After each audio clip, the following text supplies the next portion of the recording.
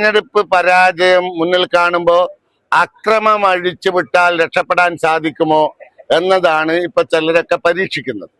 ഇപ്പോ ഏതാണ്ട് ഒരാഴ്ച 10 ദിവസം മുമ്പാണ് കണ്ണൂരിൽ KSUക്കാര് കരിങ്കൊടി കാണിച്ചു എന്നതിന്റെ പേരിൽ KSU പ്രവർത്തകന്റെ വീടിന് നേരെ രാത്രി ഇരുളിന്റെ മറവിൽ വലിയ ബോംബാക്രമണം നടക്കുക.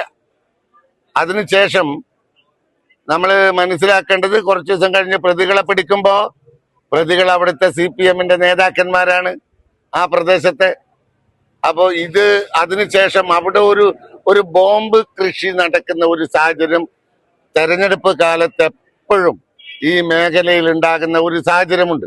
അതിന്റെ സൂചനയാണ് ഇന്നലെയും അവിടെ പെട്രോൾ ബോംബാണ് എറിഞ്ഞതെന്ന് തോന്നുന്നു. അവിടെ പോസ്റ്ററും ഇതൊക്കെ നശിപ്പിച്ചിട്ടുണ്ട്. ഇതൊക്കെ പരാജയ ഭീതിയിൽ നിന്ന് ഉണ്ടായ ഉടലെടുത്ത സാധനമാണ്. ഞങ്ങള് മറ്റ് സ്ഥാനാർത്ഥിയെ മത്സരിക്കാൻ ഇവിടെ ഇപ്പോൾ ജനപ്രതിനിധിയായിട്ടുള്ള ആളുകളെ UDF-കാർ ആക്രമിച്ചു എന്നൊക്കെ പറയുന്നത് അവാസ്തവമാണ്. അങ്ങനെ ഒരു സംഭവം മണിയൂരിലും ആ പ്രദേശത്തും ഉണ്ടായിട്ടില്ല. ഞാൻ അവിടെ ക്ഷേത്രത്തിൽ ഉണ്ടായിരുന്നു. അവിടെ അങ്ങനെ ഒരു സംഭവം ഞങ്ങൾ ഒരുമിച്ച് കണ്ടിട്ടുണ്ട്, കൈകൊടുത്തിട്ടുണ്ട്. ഭക്ഷണം കഴിച്ചത് ഏതാണ്ട് ഒരു 10-15 മിനിറ്റ് വ്യത്യാസത്തിലാണ് ക്ഷേത്രത്തിൽ നിന്ന്. അവിടെ ഒരു കുഴപ്പവും അതുപോലെ എന്തോ വാക്കേറ്റമോ അല്ലെങ്കിൽ എന്തൊക്കെ ചോദിച്ചപ്പോൾ 2 വർത്താനം അങ്ങോട്ടും ഇങ്ങോട്ടും ഉണ്ടായിട്ടുണ്ടാകാം എന്നുള്ളതല്ലാതെ അവിടെ ഒരു പ്രശ്നം ഉണ്ടായിട്ടില്ല. അവിടെ പ്രശ്നം ഉണ്ടായിരുന്നെങ്കിൽ ഞാൻ അവിടെ ഉണ്ടല്ലോ. മണിയൂർ പോലൊരു പ്രദേശത്ത്, അത് മണിയൂർ തെരുവില് ഒരു സ്ഥാനാർത്ഥിയെ ആക്രമിക്കുമ്പോൾ വേറൊരു സ്ഥാനാർത്ഥി അവിടെ ഉണ്ടായാൽ സ്വാഭാവികമായും ഞാൻ എന്നെ വെറുതെ വിടുവോ?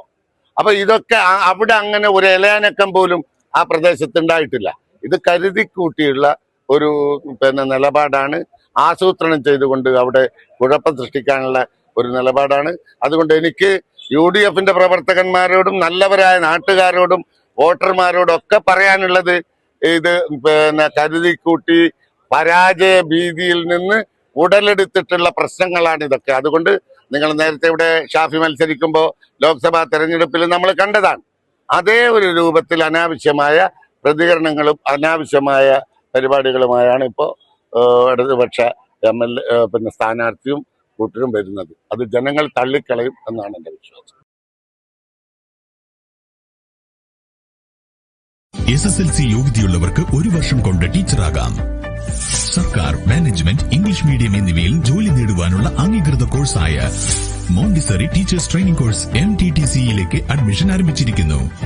കോഴ്സിന്റെ പ്രത്യേകതകൾ: ജില്ലയിൽ ഉന്നത നിലവാരമുള്ള സ്കൂളുകളിൽ ട്രെയിനിംഗ് നൽകുന്നു.